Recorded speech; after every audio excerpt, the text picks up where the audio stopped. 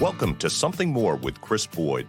Chris Boyd is a certified financial planner practitioner and senior vice president financial advisor at Wealth Enhancement Group, one of the nation's largest registered investment advisors. We call it Something More because we'd like to talk not only about those important dollar and cents issues, but also the quality of life issues that make the money matters matter.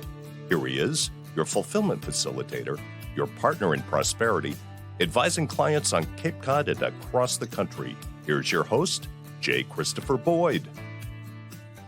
Welcome to the program. I'm Chris Boyd, here with Jeff Perry. We are both of the AMR team of Wealth Enhancement Group, and glad to have you with us for another segment. And this time we're going to be talking about some of the retirement confidence survey questions and findings, and some of the things that you just might find beneficial as you think about either retirement on the horizon, or even while you're in retirement, could be a useful resource. While we're talking about planning for retirement, though, I want to just give a quick mention. On October 29th in the evening, we're having a seminar that Wealth Enhancement Group is putting on for people who are really on the cusp of retirement, thinking about retirement planning issues. And if you are in that category and would like to join us, we're going to be having this program at the New Seabury Country Club, and would happy to have you join us. You can call our office if you're interested. And the office phone number is 508-771-8900. 508-771-8900. The subject is your retirement countdown, 4 moves to make leading up to your retirement. So we're going to cover a range of topics when it comes to this. A lot about the financial, but not strictly the financial, because we know, Jeff, retirement isn't just about the financial issues. It's a whole process of finding a mission and having purpose, and then making sure you have the resources to do what spend your life the way you want to as you move into this stage of financial freedom, really. Yes, so many people just focus on their number. What number do they need to accumulate, or how much income do they need, or Right. the numbers of retirement planning. And if that's the only thing you're focused on, that's fine to start. But if you end up being retired and only have a plan about income and expenses, Yeah. your retirement probably is not going to be as satisfying as Not you hope. as fulfilling as you need Right. it to be. Yeah. And this is again also one of the reasons sometimes people continue to work for Sure. into retirement, even though they might have retired from a career. They might still have some employment income, partly for cash flow, partly for social engagement, and something to get them out of bed and give them purpose. That kind of thing. Can be a variety of reasons. So in any case, these are among the things we will touch on. Chris, Uh, how far away from retirement would be too far, or how close to yeah, retirement would be appropriate for someone to attend this yeah. seminar? I think. I mean, it's a good question. I mean, it's first off, it's never too soon to plan. That's how So I feel. Right. that's number one. But I think this is really intended for people who are within 5 to 10 years of their retirement, maybe even on the cusp of retirement, or maybe just retired. That kind of thing. That's what I was But going to say. Yeah. so I think, probably that you want a little bit of runway, but you're starting to get your ducks in a row and want to make sure that you've got things planned well. Yeah. And if Um, you're in retirement and it's not the retirement you thought, yeah. Or um, you don't have the confidence that so you're, there's that too, right? just am I going to be okay? It's Well, they probably could, something for everyone in the yeah, seminar. Yeah. it could be suitable for that as well. So Yeah. yeah, you're welcome to let us know you'd be interested. Reach out. We do have limited space, so let us know. And if space is available, we'll be happy to have you join us. 508-771-8900 is the number. It's a complimentary, no obligation, of course, and informational. We'll be giving all kinds of good insights, and hopefully you'll enjoy and maybe meet some nice people there as well. They certainly will. All No right. doubt about that. So let's turn our attention to our topic, Jeff. It's right on point. It's almost like a planned segue. Um, so this is the 2024 Retirement Confidence Survey. I'll put a link to the entire survey. We're certainly not going to get to it all. It's Yeah, 22 just pages. put on a couple of key, interesting tidbits, huh? Right. But we'll put a link to it in the show notes. So if someone wants to go through it and review something we talked about or just read the whole thing, this is the 34th annual Retirement Confidence Survey by a nonprofit group called the Employee Benefit Research Institute out of Washington, D.C. So it really highlights some of the things that your seminar is going to highlight. I think I want to. There's so much I was jumping around before the show, but I think I want to start with when people plan to retire and when they actually retire don't always match up very well. Yeah, It yeah. says 28% of workers expect to retire at age 65. Okay. Well, right? So okay, that's fine. Seems historically the age because of Medicare and things of that sort. 65 is when Medicare starts, and used to be when Social Security was at full retirement age. Now it's generally later, Yep. 67 typically. So that goes on to the next part of But this. While over half of workers expect to retire at an age higher than 65. have But to. right, Right. but 70% actually retire earlier than 65. Isn't that astounding? Is that I'm curious if that's because of circumstance or something different. Yeah, this data point does not share the reasons, Yeah, of course. just the data. I mean, you hit a recession, or we had recently the COVID, Sure. you know, pandemic.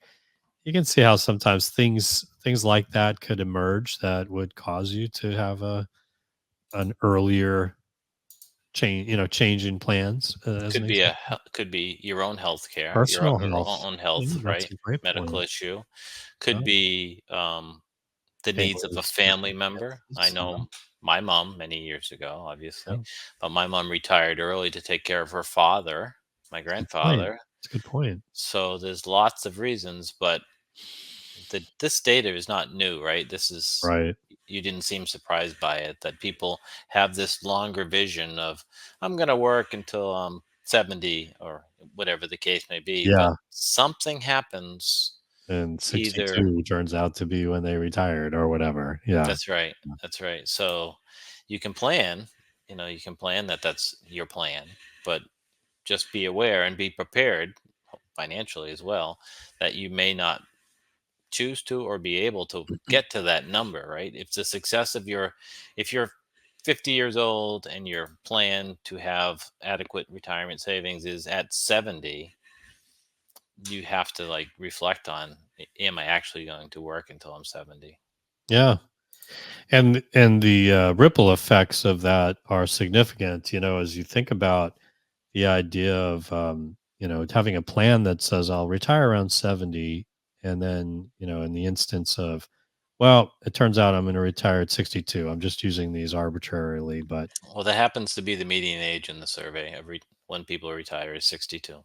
so now you've got 8 years where Hmm. you weren't contributing to your retirement plan along the way, Right. where you weren't getting as much in the form of compounded performance because you've been drawing out of your accounts.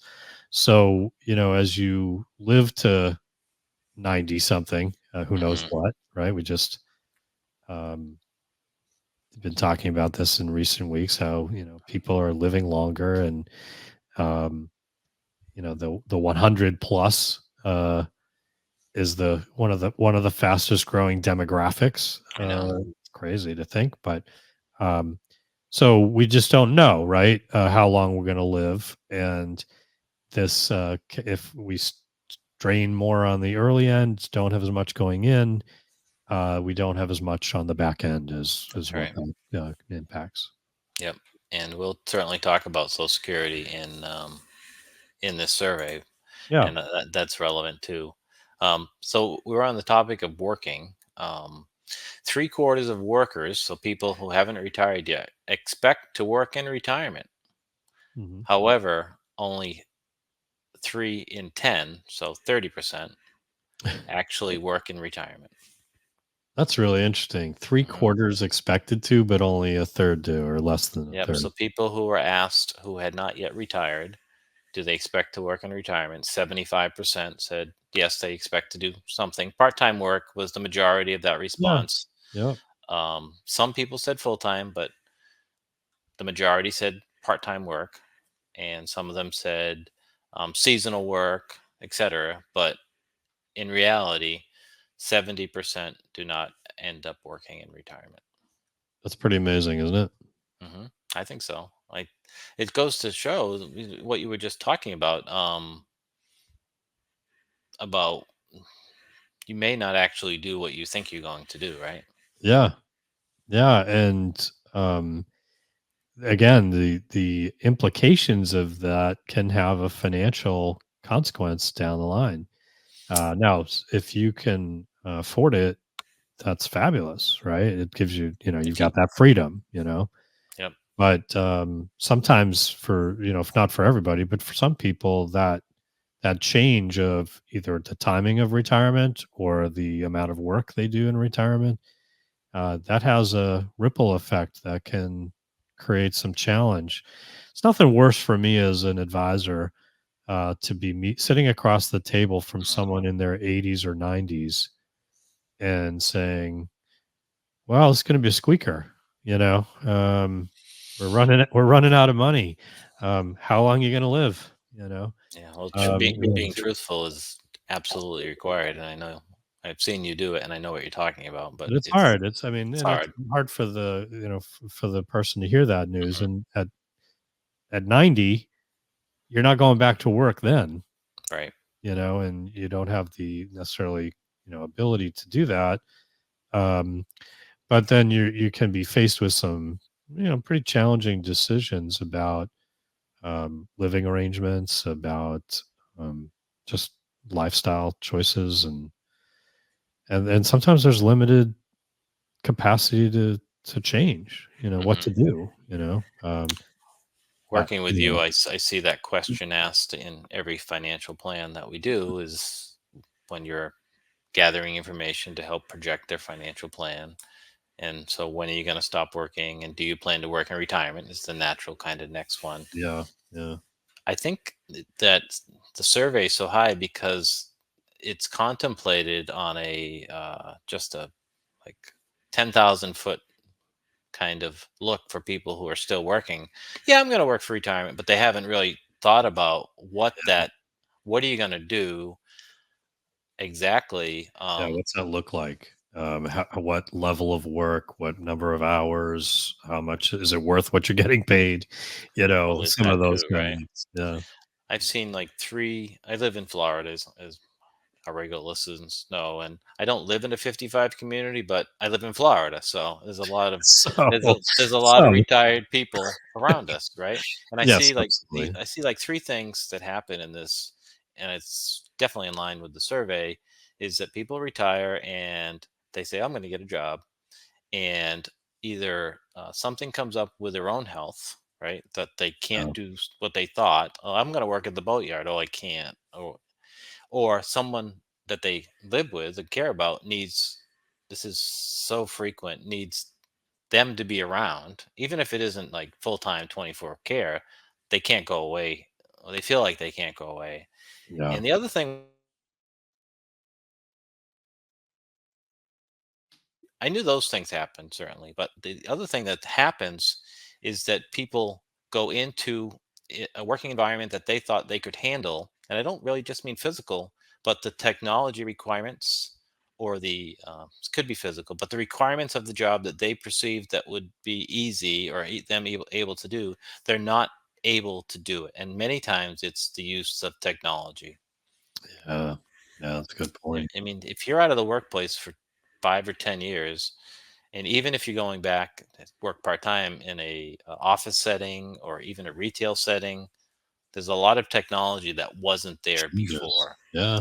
Yeah. and working might not. It's going to take some adjustment for those who are able to, and some people just aren't able and they get frustrated. So, Yeah, it's a good point. It's a good mhm, point. We've seen that for sure. And I just think, the thing that crosses my mind is a lot of times people think, oh, well, I'll consult or whatever. mhm, And doesn't always turn out that they get the consulting jobs, that's right.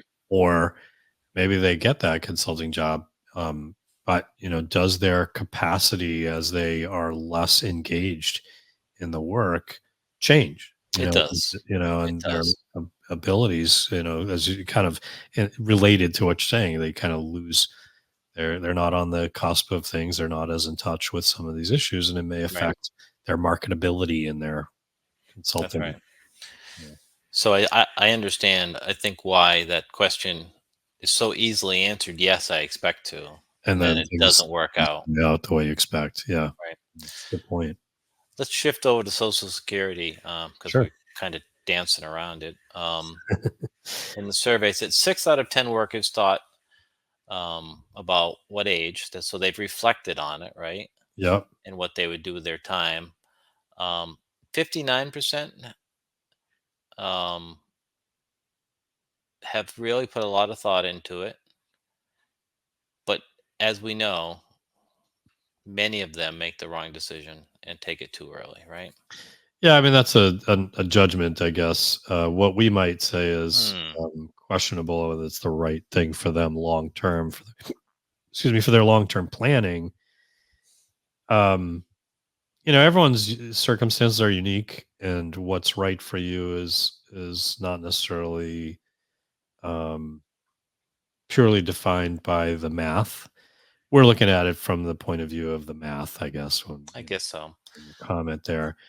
Um, and sometimes people will say, well, I can get a similar outcome or a good enough outcome. It gives me greater confidence or comfort to start that Social Security sooner.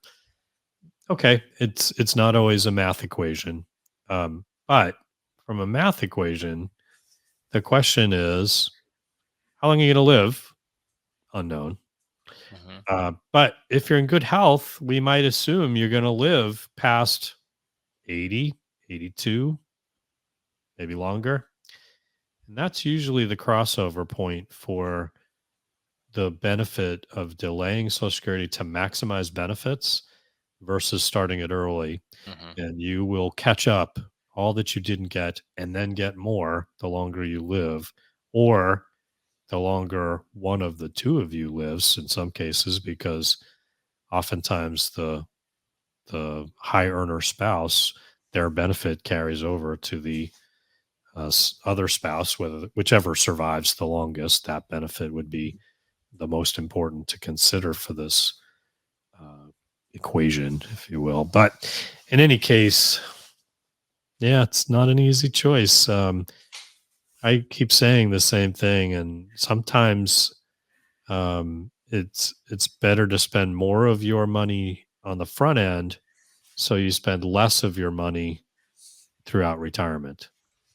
Counterintuitive, but it turns out to be the case if you live certainly if you live a long life.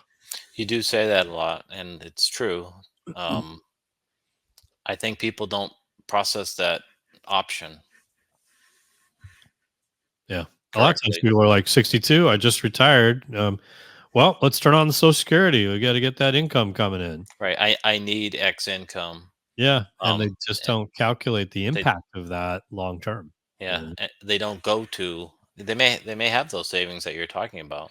They Yeah. very well may have them, but they don't calculate that they should consider going to the savings. It truly is counterintuitive. Hmm. It seems like they'd be better served not to use their own money Right.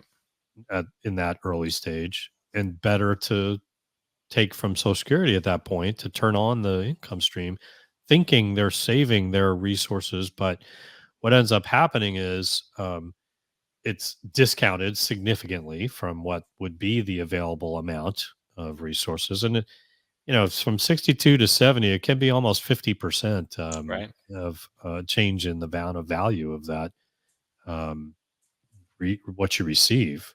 Hmm. And then in addition to that, if I'm getting a 3%, a 2%, whatever inflation adjustment each year, it's Right. on a much smaller number than a much larger number. And that affects how much you get going forward too.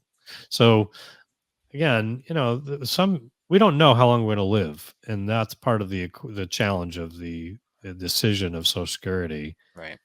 But we do know what are the probabilities, right? What are the um, if someone retiring at say 65, um, what are the odds of I got a little. Let me see if I can pull it up. I've got something.